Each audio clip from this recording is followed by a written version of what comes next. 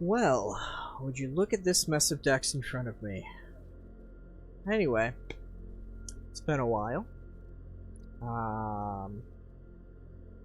New setup, so if my volume levels are off, well, maybe I'll figure it out eventually, but it should be an improvement for what it used to be. I really don't know why that old computer just really hated mics of any kind and quality. But anyway, here we are today. I, perhaps foolishly, perhaps just for fun, entered the Artisan Cup 5. So it's a historic artisan tournament, and it had a few cool things to it that caught my eye, besides being free. That never hurts. Normally I'd go into such a thing with my, my acuity deck. That's my main historic deck whenever, the midweek magic for it comes around. Oh man, I love spinning wheels with it. But I decided to enter fairly late before the deadline. The deadline was earlier today, and I was working on the deck yesterday. Working on decks yesterday. It's 2 out of 3, and I'm not sure. I didn't really want to work on acuity at late night. It's hard when I'm so used to being best of 1. It's hard to make cuts and stuff like that and figure out a sideboard. And then I thought about the whole, these are people playing Pauper for fun? Like really for fun for the tournament? Do I want to be that guy? I mean, maybe in the future, but right now I just kind of want to get a feel for like how it's going. It's using Maturino. I've never used that before. Or if did I do it for the Gladiator games? I forget what I was using for that one actually. When I last played the last videos I have here, making the best of my recording situation. But anyway, I looked at some of the stuff. They were offering some additional prizes for achieving certain challenges, and the one that caught my eye. Let me grab the description. Hold on. The Maturino loves to log me out all the time when I check on it. So going to the rules. There's a couple things here. There's Fresh Face Recruit, which, gives a gem prize for the person who does best on their first cup. That really made me want to do Acuity, but no, let's not go that far. Like I said, there's the Will Wheaton factor I didn't want to do. I don't want to be a dick. The Radical Idea Award, which is the most interesting deck that gets at least a 50% win rate. Maybe, but I haven't really done much outside of spinning my wheels with Acuity so I'd be going out of my comfort zone and trying to invent, invent something out of the box. And then the Glimmer of Genius Award, which is take screenshots or make a clip of, a smart move you did during the tournament, send it to the organizer at the end, and he'll rate all the ones that submitted to him.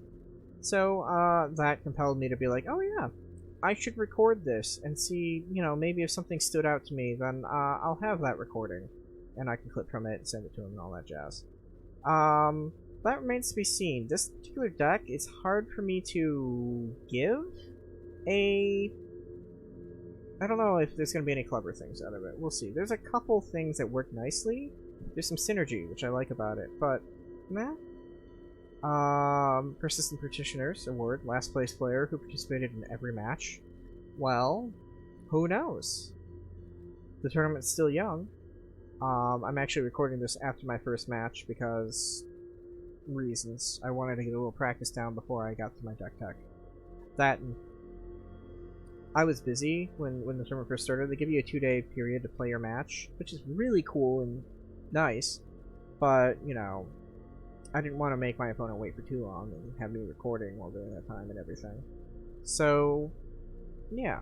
But then there's the last one, the last award you could get, which is Solve the Equation, which is the highest ranked player using 4 copies of a bunch of different cards. Seance, Reconstruct History, Trash for Treasure, Grinning Ignis, General's Enforcer, High Alert, or Creeping Chill. Doesn't have to be all of them all in the same deck. That's insane. That's like 30 cards on its own. Good luck making that work. especially in a format that Yorian's not allowed in. So I picked one of them, and if you're paying attention to the screen, since I've been yakking my mouth off for 5 minutes already without even clicking on the thing, you can probably see that the first one up here, Artisan Cup 5, and if you're good with your art and you remember the card, you recognize a General's Enforcer. So that's what I decided to build around.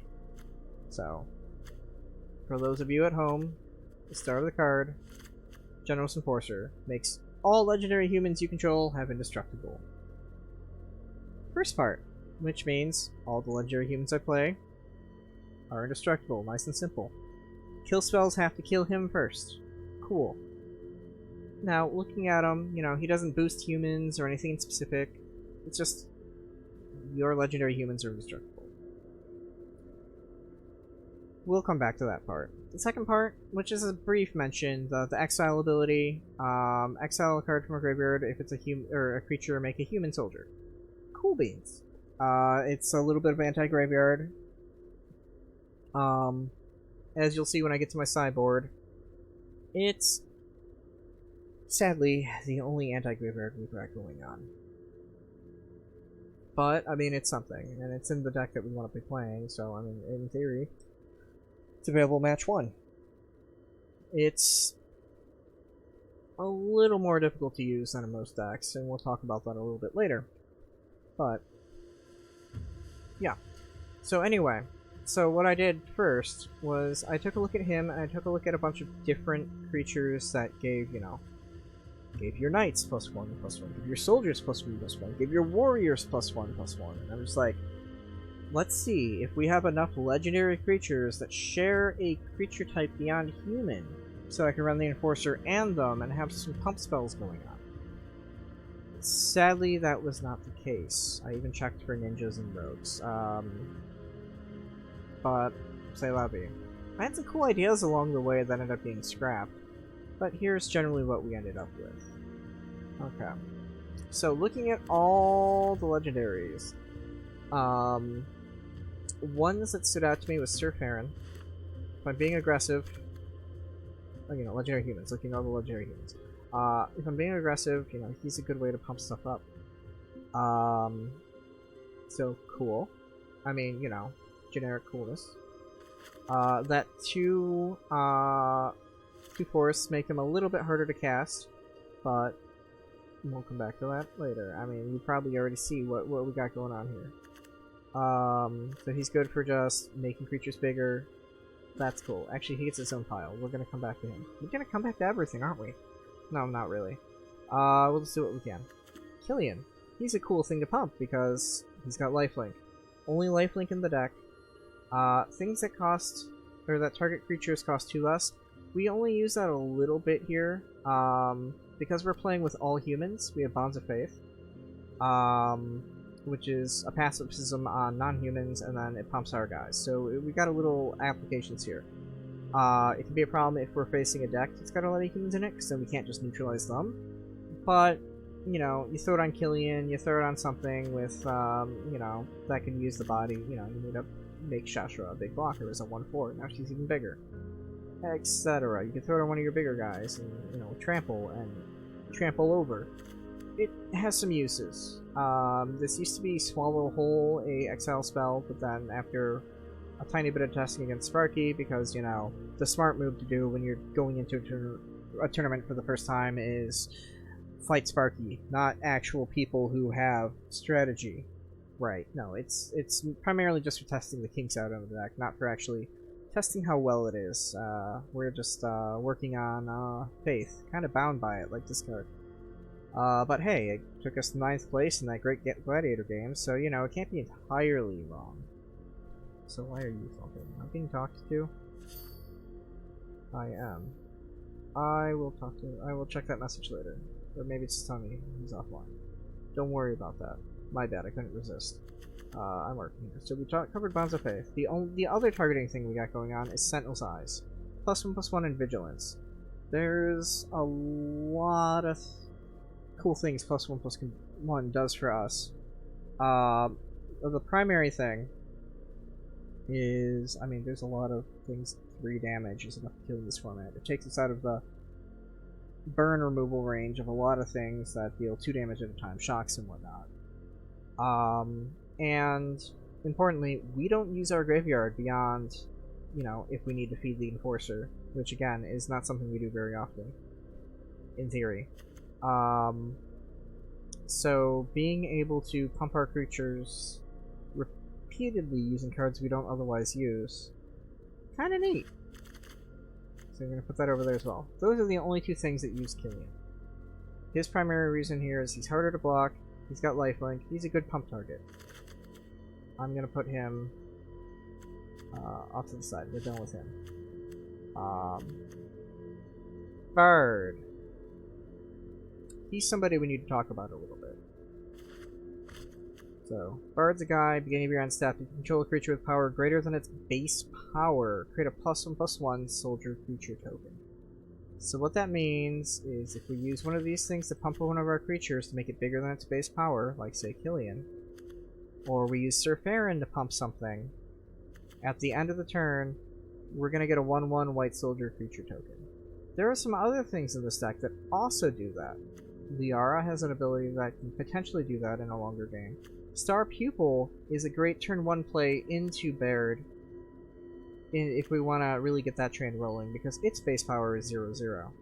And last but not least, of course, as far as the pump train goes, or sorry, 2 things. 3 things, oh my gosh, like I said, it's the synergy. There's a lot of synergy with Baird. The synergy, Ligrella can do +1/+1 counters. Aaron can sack things for +1/+1 counters. And Tori the Evident pumps things for +1/+, you know, just +1/+1. It counts. So all that is around Bard. So we have this little pile here of the pumps. Star Pupil, like I said, works with Bard. Liara is again a 2/2 that can do some pumping if we have the same name of another creature on the battlefield or in the graveyard. For our legendaries, that means 1 in the graveyard. It gives us some minor use to if we have a second legendary in our hand. You know, we can play 1 on the battlefield and sack it immediately to, you know, get that. Whatever. Not an ideal situation. But notably, when we're making 1/1 creature tokens with Bard, they all get +1/+1 for each other on the field. Star Pupils, they get bigger, you know, in theory. They're not going to pass on the +1/+1 when they die, as in the pump. They'll keep their counter still only gets passed on. And then notably, another non-token creature you control gets first strike and double team until end of turn. Activate only as a sorcery and only once.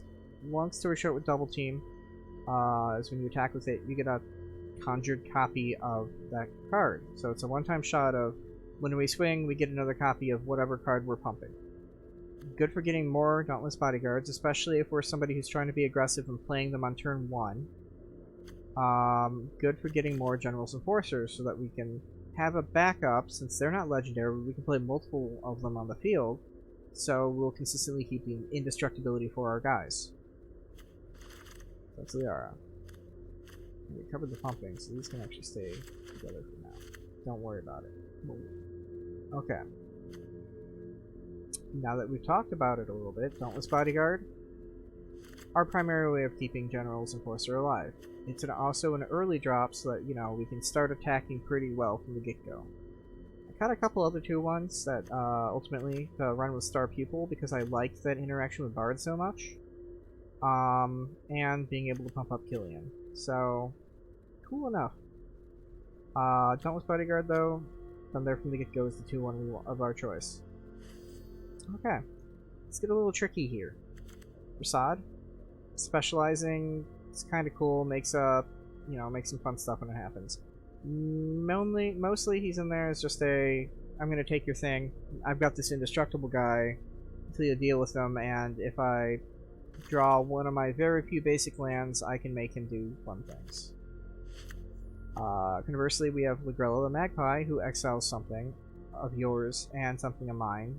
You know, in theory, it is optional exiling. And then when she dies, they come back, and get 2+1/+1/+1 counters on them. If I have nothing else to exile on my side, I will generally exile the Star Pupil, because whatever I put on it, you know, the counters I put on it will eventually go to something else. Yeah, hopefully.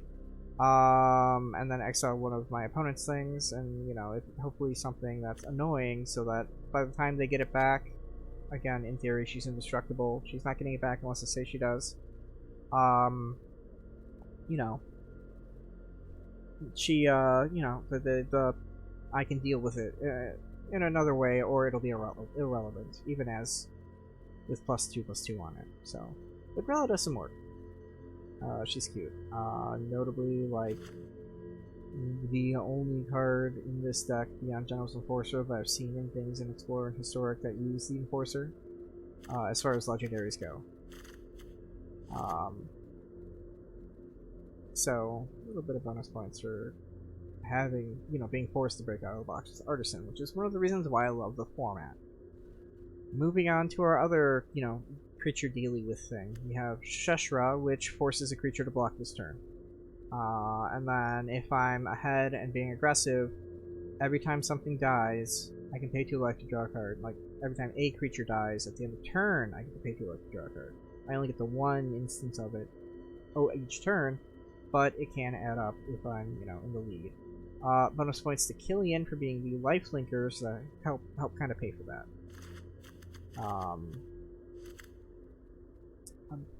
Unfortunately, this means I don't run very much removal in the deck beyond Sheshra, Logrella, and Rasad, and then the Bonds of Faith. So we're kind of relying a lot on being able to hit hard-ish, or at least hit in a way that our opponent can't really deal with all the indestructibility going on. Aaron, he's a way to turn our less useful creatures into +1/+1 counters for everybody, which Bard really likes when he's the one who gets bigger from it too. It's a good way to make the Star Pupil at an instant speed, put its counters on something else, and it's a good way to turn those 1/1 white soldiers that Bard is making into something with an overall advantage, you know, overall effectiveness. Him having Menace is nothing to scoff at. Overall, he's not bad. He's a one-of, just because stacking my own creatures isn't something I saw myself doing very consistently.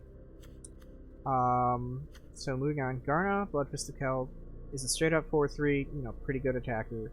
Whenever another creature I control dies, I draw a card if it was attacking. Otherwise, Bloodfist, she deals 1 damage to each opponent.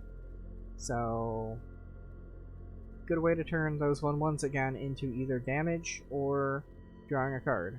You know, put them in that blocking situation.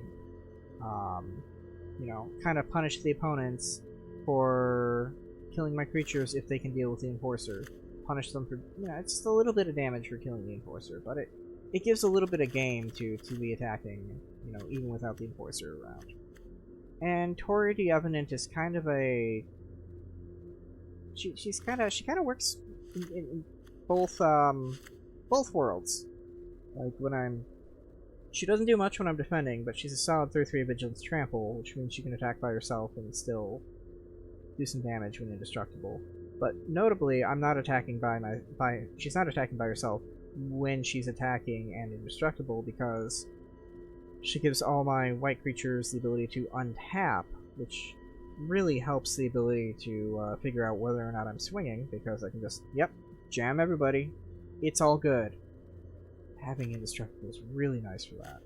And they just all get +1/+1, so they play with the birds, you know, all the little dorks I've made or whatever. And then rare creatures get trample, so notably pairs well with Garna, you know, and giving the 4/3 trample. Yara works out a little bit, but Tori, yeah, that's mostly just a good, you know, general's out, lets us start jamming and still be able to block pretty alright. Moving on to the lands. We've got Unclaimed Territory, Secluded Courtyard, and Ancient Ziggurat. All 3 of these make any color of mana for my humans. However, the caveat is Ancient Ziggurat is only good for creature spells, which means, and you'll see it in my sideboard, everything's cheap in there because I can't rely on this card to actually do anything for any non-creature spells. Because it just doesn't. These guys, if it's not a creature, it's just a colorless mana. And on top of that, Unclaimed Territory doesn't work, doesn't give me color on creature abilities. Which means, Aaron and the General's activated abilities, the color can't be paid for by it, so it's just no good for Aaron in general. Which, I mean, there's one of him in the deck. I mean, hopefully I'd have the mana for him anyway. But the Secluded Courtyard, it'll give us ability mana, so that's good with the Enforcer. But this lets us go greedy with our coloring and play technically 5-color, even though, I mean, this is primarily like Mardu with Splash. You know, only the two Ligrellas, and getting really greedy with that double green there, you know, seeing as how we, you know, that's the basis of it. However, we do have 2 Ghost Quarters to help if we're really desperate for getting our color fixing done. We can turn any of these lands into most of our colors. I'm kind of relying on the fact that we have 12 lands that make blue to cover the 2 Ligrellas. But Sir Farron, he's greedy. And then the double reds here, you know, just having the ability to pull up those basics, not a horrible thing. That said, these could be interpreted as being kind of a weaker spot in the deck. And then if I'm playing an opponent with a deck list where they've gone completely ham-greedy with their mana base, then in theory I can Stone Rain them with this. I clearly don't really need as many lands as, you know, most decks will, just because I cap out at 4. Really different from the other deck, the other deck I play in Historic. And then of course 5 basic planes, because the majority, the base of the deck, the heart of the deck, the early stuff we play is white. So I'm wondering if this is going to reset all my switching stuff around. No, it's not. Okay. If I go down? No, it's not going to reset at all. Okay. I'm sure there's an easier way to do it. Reset. Okay. No? Okay. Let's look over here. Edit deck. Okay. So, just looking at it here. Our curve, fairly easy, you know. We have our 1-drops that we want to hit. In theory, hopefully. We really want to hit our 2-drops, that's why we have so many. Hit the 3s, and the 4 we don't really want to see too often until we, you know, need them. All that jazz. 22 lands in the deck. The concentration of creatures is definitely something that can be tinkered with. I'm not going to be the one to tinker with it. I've already made my choice of what feels alright. The 3rd Sir Farron was a later, you know, decision that, you know, from one of the cards I'd cut that wasn't doing much. I had, what's her name? Kale? Or something like that? The artist. But, it makes a treasure when it comes into play, and you can, whenever you cast something using a treasure, it gets +1/+1. She was cut because, although I liked her ability to, like, you play her on turn 3, and then you play another 2-drop, and it's bigger, she's, at the end of the day, just a 1/2 that makes a treasure, and with only 2 of her in the deck, she's not, her ability to give +1 to something is very limited. So she ended up being cut. For, you know, Sir Farron, I know. I added the 3rd Liara and Bard. Playing with legendaries means Liara isn't as strong because you're less likely to have multiple iterations of a legendary over a given game. But, I mean, there's still 3 sets of creatures in the deck that play well with her, plus the tokens, so, I mean, she gets kind of a pass there. I really like just having her activated ability as something to do when you're out of stuff, or suspecting removal to kind of help keep the General's Enforcer running. And it's not something people play with very often, so she gets to maybe throw somebody off guard with a double king ability or first strike. It is sorcerer speed, so it's not going to be a combat trick worthy, you know, throwing you off guard, but it's something. Overall, again, the numbers can be tinkered with. I think it's an alright first pass. Again, it's a first pass. Going into a tournament? I don't know. But then again, I did it. But then again, it's also a free tournament. It's mostly for fun anyway. And it was a deck building challenge. I don't build aggro decks very often. Even this one's kind of been on the slower side of aggro, because again, nothing really gets pumped until like turn 4. You know, not counting the star pupil. And Sir Farron. Ugh. We could be gone. It's just about to hit midnight over here. I'm a responsible person. No, anyway. Clips aside. I think it's alright, again, for a first pass. I didn't really want to go down anymore on lands, again, 22. Until I played the deck more. But, I mean, then again, this is for a deck building challenge. So anyway, moving on to the sideboard. Again, I just, you know, kind of thought about stuff overall that we'd seen in the archetype. Just thought what things might be good against, or sorry, not the archetype, I mean the format. You know, I only play best of one usually, so I'm just thinking of the things that I would run into, and how to counter them. We have the one holdout swallow hole from earlier. The additional cost, tap or non-tap creature you control. Exile a tapped creature, put a +1/+1 counter on the creature you tap to pay the spell's additional cost. It's kind of cool. I like how it bumps things up and it plays well with Bard. However, it relies on our opponent playing with creatures that swing in our direction. So, this tends to go in against aggro. Gives a little bit of bolstering to our creatures so that it ups their survivability. But I can't count on it doing anything against decks that don't play creatures that swing. With our commando, your generic artifact enchantment destruction thing. If somebody's playing, again, being a Dobin's Acuity player, that tends to be a frame of reference I go into. If somebody's going in with a Dobin's Acuity, you can catch them off guard with this flash and break it. From what little research I did in the Discord, nobody's playing the Acuity. Nobody has in like a year or whatever, so I mean, maybe I missed an opportunity. Maybe that was my... maybe I should have played the Reconstruct History Challenge, but I already saw some decks doing that. I kind of wanted to, you know, again, play something I hadn't in a while.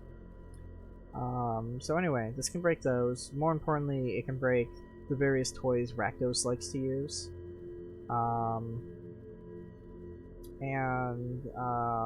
Pretty much, yeah, it's just naturalized. It's on a creature, so it can attack if it needs to.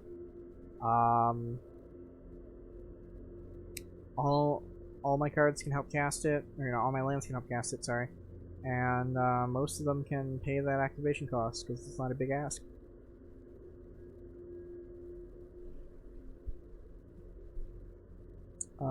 Destiny Spinner. Creatures and enchantment spells you control can't be countered. That's why it's in there. We have 13 cards that off the bat can fix the green for it, so I mean that's over half the lands. So yeah. Just, you know, play that down and hope they don't have removal that can take it out. I mean, against control, mileage may vary. I don't know. I haven't played against a... I mean, again, I've only had one match down, so I can't talk too much about it yet. We'll see. Speaking about control, well, it's less about control, more about decks that tend to use multiple instants and sorceries in one turn. Deafening Silence. I have mixed feelings about it. It's nice in that if you're playing a deck that likes to spam lots of cantrips and try to look for things every turn that fix what you want to play, well, you can fix it, and then that's it for your turn. The downside, however, is if you're playing those type of effects, you can still do it once on your turn, do it once on my turn, etc., and you're still getting your value happening. It just has the potential to be slowed down. Against prowess decks, it means they get one trigger of prowess this turn. And that makes them a lot more predictable, and if they use that spell before attacking, I know they don't have any tricks, because what are they going to do? Flash in a Cathar Commando who's not attacking? There's obviously things out there, but, you know, I get to... It gives a little bit of a slowdown factor to those type of decks. Like, if you're digging, we'll slow you down. And hopefully that'll be enough to, you know, actually do something with this deck full of things that is really limited in its pumpability. Sunset Revelry. It's against other decks that aggro harder. It's kind of good against control a little bit. Just a little bit, you know, gets you that card draw, something to do, some life. Mostly it's an anti-burn spell, burn card. You know, anti-burn, you aggro faster than me. So, not bad, not horrible. Freebooter, if you're playing some sort of combo, Rakdos Anvil, control in general, I can pop this in and maybe get a little intel and inconvenience you a bit. She needs to eat a removal. Well, now you use that removal, probably get back another removal. Or you didn't have, or I took away that removal, and now I know the coast is clear for the Enforcer. It's just another layer to keep the Enforcer on the field, who then keeps a good chunk of everything else back on the field. And last but not least, the Singleton Gaia's Blessing, because I don't like mill decks. Simple as that. There is one land that can cast this card, and technically 2 other ways to get it, but it's just primarily there to sit in my deck until somebody mills it out, and then I get my deck back again. I think I didn't look too hard at the deck lists that everyone submitted. We're playing open deck lists again, if that needs to be mentioned a second time. I think I've mentioned it before. But I don't think there's any mill, so the guy's busting in there is probably a dead card. However, who knows? Maybe I'll find something, a place to swap it in. You know, during the sideboarding, whatever. You know, again, that's just my hedge against, you know, a deck that tends to have a bunch of controlling things that slows this stuff down completely. And, you know, plus against me, mill decks tend to have, you know, turn 1, Heejin Crab, turn 2, Heejin Crab, without any issues whatsoever.